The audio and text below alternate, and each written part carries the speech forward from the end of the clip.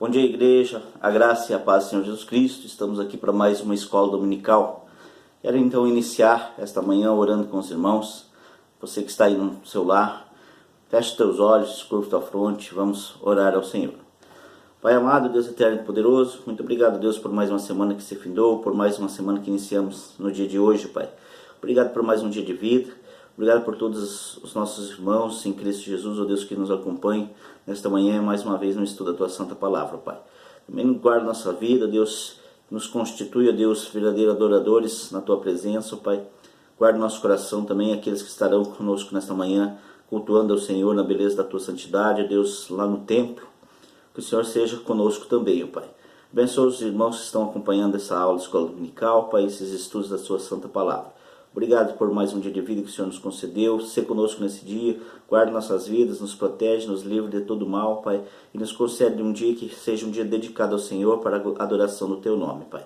Fica conosco, nos ilumina, nos instrui, ó Deus, com Teu Santo Espírito e nos alimenta com a Tua Santa Palavra, Pai. Assim nós oramos, pedimos e agradecemos em nome e por amor de Cristo Jesus, com perdão dos nossos pecados. Amém. Irmãos, continuando os estudos da semana passada, eu coloquei aqui na semana passada que iria iniciar nessa semana, embora já mudando o conceito da aula, já mudando para o próximo capítulo, dos nossos estudos, eu iria trazer ali a definição da igreja. Então nós lemos sobre a igreja universal na semana passada, estudamos, e eu fiquei de apontar aqui para os irmãos as marcas de uma igreja verdadeira. Então nós já iniciamos com isso. O que é a igreja verdadeira? Como que eu vou identificar uma igreja verdadeira?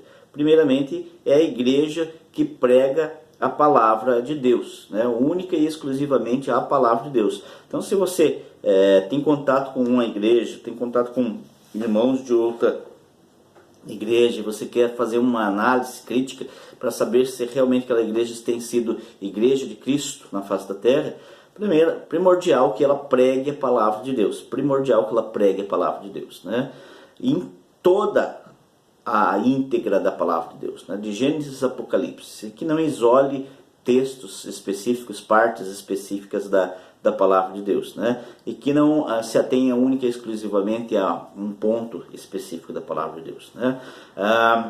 Outra coisa que nós devemos analisar, se essa igreja ensina que a nossa salvação é única e exclusiva por Cristo Jesus, em Cristo Jesus, Se essa igreja ensina que não há meios de que o homem possa colaborar com a palavra de Deus, não há meios que o homem possa colaborar com a sua salvação, Ou seja, que a salvação ela é dada, ela é exclusivamente um ato de Deus, A santificação sim é um processo, mas a salvação ela é um ato de Deus exclusivo, ou seja, nós somos salvos pela graça, Não tem o que nós façamos para ser salvos, E o outro conceito é a igreja que prega o Pai, o Filho e o Espírito Santo, que batiza em nome do Pai, do Filho e do Espírito Santo. Não vamos adentrar aqui nas questões do batismo, etc., porque não é o foco da nossa lição. Então, a igreja tem que pregar Deus Pai, Filho e Espírito Santo, tem que pregar a Cristo como o único e suficiente Salvador das nossas vidas, tem que crer única e exclusivamente na graça de Cristo para a nossa salvação e tem que pregar a Santa Palavra de Deus, E não pode colocar sob jogo de salvação nenhum ato que o homem possa fazer, que o homem possa colaborar, que o homem possa exercer para a salvação de si mesmo ou de outrem. Então nós temos esses conceitos aí. Além disso, existem outras formas? Existem, mas daí nós teríamos que adentrar em outras questões, em outras lições. Eu quero ver se mais à frente, depois que nós terminarmos essa questão do credo apostólico, possamos fazer uma aula de escola dominical a respeito disso, as marcas da igreja verdadeira, o que compõe a igreja verdadeira, e abarcando não só isso, mas trazendo todas essas marcas, e também a questão de estudar outras denominações para ver aquelas que são denominações bíblicas e aquelas que são seitas, que mesmo trazendo ensinos bíblicos, ainda acabam se desviando dela por esse ou aquela atribuição, doutrina, ensino que contém dentro da doutrina daquela igreja, né? Então é isso. E hoje nós passamos ao credo apostólico na síntese, na comunhão dos santos, né? Em síntese, na comunhão dos santos, né? Então a gente segue aquele caminhar do credo apostólico e vamos adentrando hoje já nas praticamente as partes finais já do credo apostólico, né? E a comunhão dos santos, ele vem falar sobre a comunhão. Por que ele vem depois da igreja, né? Porque já temos esse conceito de que igreja é a comunhão, é a junção, é a união dos crentes, né? A união daqueles que amam a Deus, daqueles que servem a Deus, daqueles que vivem para louvor e glória do nosso Deus. Então nós seguimos nesse conceito, olhando para o credo apostólico, na parte dele que se refere então à comunhão dos santos, né? Então o nosso credo apostólico, ele diz aqueles termos só para relembrar, né, os irmãos: creio em Deus Pai Todo-Poderoso, Criador do céu e da terra, creio em Jesus Cristo, seu único Filho, nosso Senhor, o qual foi concebido por obra do Espírito Santo, nasceu da Virgem Maria, padeceu sob o poder de Pôncio Pilatos, foi crucificado, morto e sepultado, desceu ao Hades, ressurgiu dos mortos ao terceiro dia, subiu ao céu, está sentado à direita de Deus Pai Todo-Poderoso, de onde há de vir a julgar vivos e os mortos. Creio no Espírito Santo, na Santa Igreja Universal, na comunhão dos santos, na remissão dos pecados, na ressurreição do corpo, na vida eterna. Amém. Então nós estamos já nas partes finais, estamos na comunhão dos santos. Depois nós teremos na remissão dos pecados, a ressurreição da carne, ou na ressurreição do corpo, né, e na vida eterna. Então, a comunhão dos santos. Eu quero trazer os textos hoje lá de 1 João, capítulo 4, verso 7. Ele diz assim: amados, amemos uns aos outros, porque o amor procede de Deus, e todo aquele que ama é nascido de Deus e conhece a Deus. Aquele que não ama não conhece a Deus, pois Deus é amor. E pulando um pouquinho mais à frente, verso 11: amados, se Deus de tal maneira nos amou, devemos nós também amar uns aos outros, né?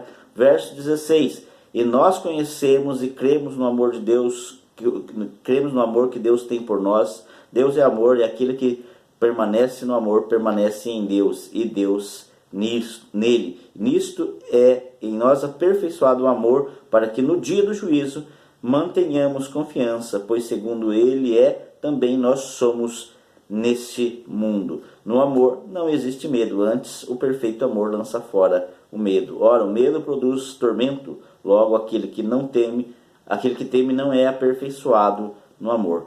Nós amamos porque ele nos amou primeiro. Então, quando nós falamos comunhão dos santos, a base da comunhão, ela é amor, né? Então não é, como nós falamos na igreja, a comunhão dos santos, a igreja, a união dos santos, dos separados, dos crentes, dos remidos em Cristo Jesus, ela se dá universalmente, né? Toda a igreja de Cristo espalhada pela face da terra, a igreja militante, que é a igreja que está trabalhando, está a serviço de Deus, está cultuando, está evangelizando, é a igreja triunfante, que é a reunião dos santos que já foram recolhidos por Deus a sua eternidade, né? Então, desde os que eram, os que são e os que ainda serão. Quando nós falamos em comunhão dos santos, é essa junção do todo da igreja, né? Mas particularmente da igreja militante. Então, o que é essencial para que a igreja tenha comunhão, né? Então, antes de qualquer observação, né, a união cristã é uma união orgânica e também espiritual. É a união do povo físico e a união do povo espiritual, né? É em tudo, né? Significa uma uniformidade, né? De forma litúrgica, de forma de governo, de forma doutrinária. Não quer dizer que nós somos uma super igreja, mas que nós estamos debaixo dos mesmos ensinos de Cristo Jesus. E tudo isso faz parte, né? A liturgia de adoração, a forma de governar a igreja, que é governada por Cristo, todas as doutrinas que vêm da Santa Palavra. Então, isso é a comunhão da igreja verdadeira, né? O que nós encontramos então como fatores que concorrem para que essa união da igreja, para que essa comunhão da igreja ela seja visível aos nossos olhos? Primeiro, a fé em Cristo Jesus, né, como Senhor e Salvador, como eu disse no início, né? Uma das marcas da igreja é que ela tem que crer em Jesus como Senhor e Salvador, né? A base da comunhão da igreja, a base da comunhão dos crentes, de serem atraídos espiritualmente, serem atraídos pelo Espírito Santo para entre si formarem essa comunhão espiritual, é crer em Jesus Cristo, né? Convido ainda os irmãos a abrir lá o livro de Atos dos Apóstolos, lá no capítulo 2, Atos dos Apóstolos capítulo 2, nós vamos lembrar aqui um texto que nos é muito conhecido, né? Atos dos Apóstolos capítulo 2, verso 44, né? Do 42 em diante, né? Até o 44 especificamente. E perseveravam na doutrina dos apóstolos, na comunhão, no partir do pão, nas orações. Em cada alma havia temor, e muitos prodígios e sinais eram feitos por intermédio dos apóstolos. Todos os que creram estavam juntos e tinham tudo em comum. Todos os que creram estavam juntos e tinham tudo em comum. Creram em quem? Em Jesus Cristo. Como? Como Senhor e Salvador, né? Tinham tudo em comum. Era tudo, era da igreja, era a igreja, era para a igreja, né? Eles creem em Jesus e procuram aproximar-se uns dos outros para que essa fé seja exercitada. Aqui a gente já entra em outra questão, né? Quero ser igreja, eu tenho que estar junto com a igreja. Não tem como eu ser igreja espalhado pela face da terra e de maneira individual. Eu tenho um pontinho da igreja aqui, outro ali, outro ali, outro ali. Claro que isso sim existe, mas há essa comunhão da igreja, essa junção, né? Esses perseveravam na doutrina dos apóstolos. Como que eles eram ensinados? Os apóstolos iam cada um na casa de cada um dos irmãos da igreja. É como se o pastor hoje tivesse que ir ensinar cada um dos irmãos lá no seu lar, dar uma aula de escola dominical. Hoje nós temos esse evento da internet que tem ajudado, né? Mas sem isso, o pastor teria que ir membro a membro, ensinar pai, mãe, filho, um a um. Será que os apóstolos faziam isso? Claro que não, né? Era a igreja que se reunia num local, numa casa, para então ser ensinada na doutrina dos apóstolos, né? Será que para a adoração os apóstolos iam casa a casa fazendo o culto de adoração a Deus? Claro que não, tinha um local específico para isso. Então, no dia determinado, no primeiro dia da semana, se reuniam e adoravam a Deus, né? Serviam a Deus. Então, é esse papinho que nós temos ouvido por aí, de que eu não preciso ir à igreja, e da igreja templo, como eu digo, para ser cristão. Me desculpe, meus irmãos, mas se você tem ouvido isso e tem dado ouvidos a essas palavras, isso é voz de Satanás. É Satanás atentando contra a igreja de Cristo. Porque a igreja de Cristo ela foi formada dessa comunhão, dessa junção. Desde os princípios aqui de Atos dos Apóstolos, nós vemos a igreja se reunindo para a adoração a Deus, né? É fácil? Não é. Então, são muitas essas coisas que vão nos atrapalhar de fazer isso, né? Nós estamos vivendo um tempo de pandemia, é um atrapalho sim, né? Mas, antes da pandemia, nós tínhamos o lazer de domingo, a TV de domingo, nós tínhamos na quinta-feira o trabalho que nos deixava fora da comunhão, nós tínhamos aqueles que dormiam até mais tarde no domingo, não queriam vir, nós tínhamos aqueles que não tinham contato com a palavra de Deus durante a semana, então não eram incentivados a estar na presença de Deus no domingo, né? Nós tínhamos, estávamos outro dia falando com um irmão da nossa igreja, né? Se nós formos analisar a nossa igreja, são 30 famílias.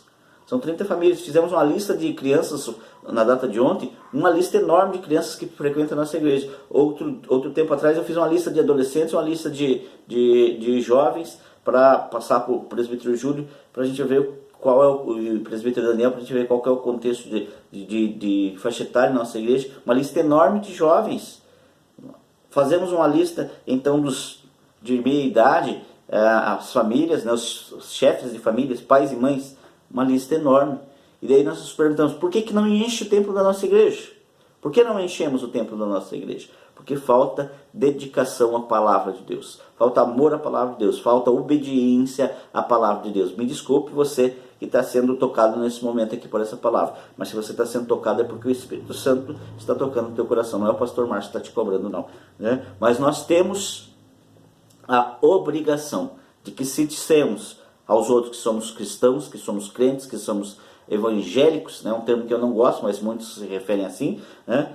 Nós precisamos servir a Deus pela palavra de Deus, obediência à palavra de Deus. A palavra de Deus nos ensina que a igreja se reunia sim num local específico para a adoração, Não era a igreja A, B, C, D, cada um no seu quadradinho, dentro do seu lar, né? E quando se fala assim, mas eu sirvo a Deus lá no meu lar. Será? Você reúne a tua família para fazer o culto na tua família?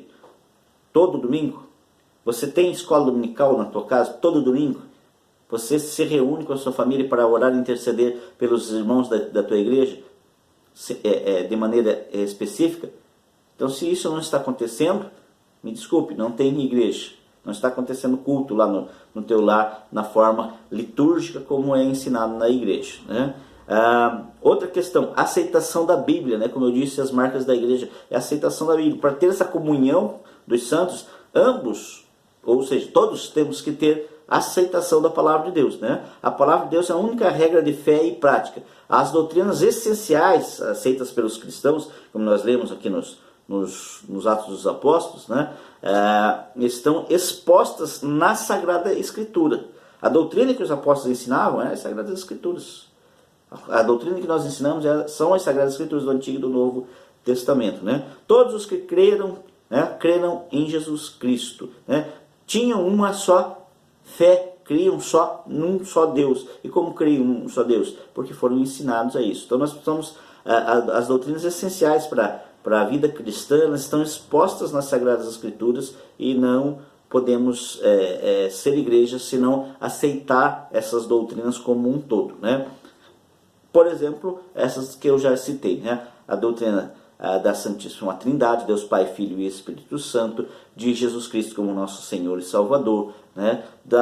De nossa morte, de nós sermos totalmente pecadores, nossa morte expiatória é em Cristo Jesus, e que somente nele nós seremos remidos e então ressuscitados para a glória de Deus Pai, né? Então, a aceitação das doutrinas bíblicas.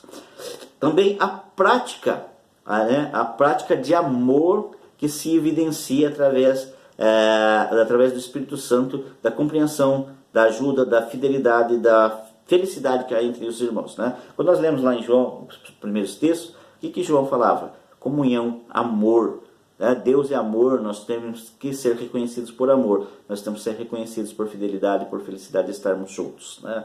Que igreja é essa que está apartada? A igreja tem que estar triste por estar apartada. A igreja tem que ser feliz por estar junto. Não junto só para fazer festa, mas principalmente junto para fazer o culto a Deus, né?